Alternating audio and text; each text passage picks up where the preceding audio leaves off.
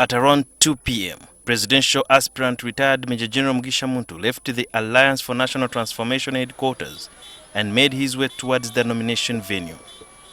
The former army commander arrived at Chambogo for his nomination, escorted by his wife. After presenting all the necessary documents, Muntu was cleared and nominated as presidential candidate, going to face off his former boss, President Museveni. For that matter, I, Justice Byaruhanga Simon, being the returning officer for the nomination of presidential candidates, declare that Mugisha Muntu Greg, a duly nominated candidate in respect of the presidential elections 2021. We spoke to Muntu, who believes it's time for Ugandans to finance the change they want to see. Many people have this feeling that maybe foreigners should finance that change. It's a wrong mentality.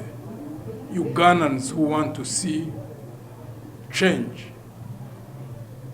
that is going to bring value to their lives, change that is qualitative, need to invest into it. And Uganda has got 17 million voters. Out of that, even if you just got 1%,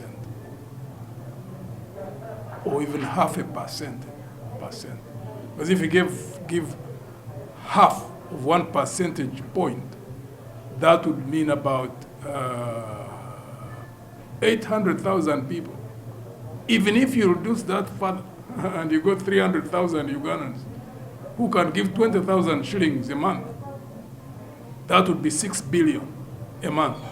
If you reduce it to 100,000. How prepared are you to capture power from President Museveni, who has served for more than 30 years? We are ready to engage in the elections in January. We are ready to win, and we are ready to run this country in a manner that has not been experienced before. Because we are people who believe in justice, we are people who believe in fairness, we are people who believe in even-handedness. We want to ensure that there is justice, that there is zero tolerance to corruption, that there are democratic practices entrenched in the foundation of this country. Looking at the politics of Uganda, the majority you have in parliament, the stronger the party is. How prepared are you to increase and have the numbers within parliament that is dominated by NRM? We fielded 126 members of parliament direct on the Alliance for National Transformation ticket. We've got many allies in the independents. So I believe that we would have a formidable force. We do understand that the army that you served at the time when it was a ragtag army from the bush, there are still complaints, much as it is professionalized. There are complaints of them trying to be partisan. How do you intend to handle the issue of the army? One thing that I'm so, comfortable about is the level of education and the levels of training of the majority of the officers in the UPDF. What they lack is the environment, the political environment in which they can fully professionalize their force. So ours is simply to create the environment. Uganda, just like any other countries in the world, is still grappling with the problem of COVID-19. What plan as a party do you have in case you are announced the winner of the election in 2021? One, by engaging all partners, all stakeholders, and having constructive conversations in how to work towards eliminating or impeding this disease from killing our people. Because it is important when you have got a national crisis for all to participate, something that is lacking in this particular case.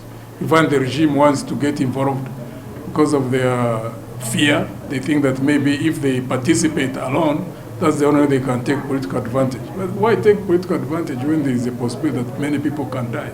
Is there any plan that you have for this economy? Because from COVID, many things have gone in tatters, especially the economy. It's doing badly and performing badly, highly indebted, and things ain't tying up.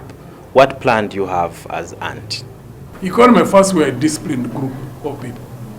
And anybody who's going to turn around the state of the economy in this country, that's the first factor that anybody needs to look at. Discipline. Discipline first in ensuring that government expenditure is reduced, that government expenditure is refocused to to ensure that monies are put in areas that support production. One, around the individual citizen, ensure that the citizen is well educated, is well trained, is healthy. Of course, put it into infrastructure, but even when you put into infrastructure, to ensure that there is no wastage, that there is no looting. Because most of the contracts which are now, that have been the contracts for physical infrastructure, whether it is roads, tarmac roads, whether it is bridges, whether it is electrification, whether it is dams, the costs of construction are just simply out of this world.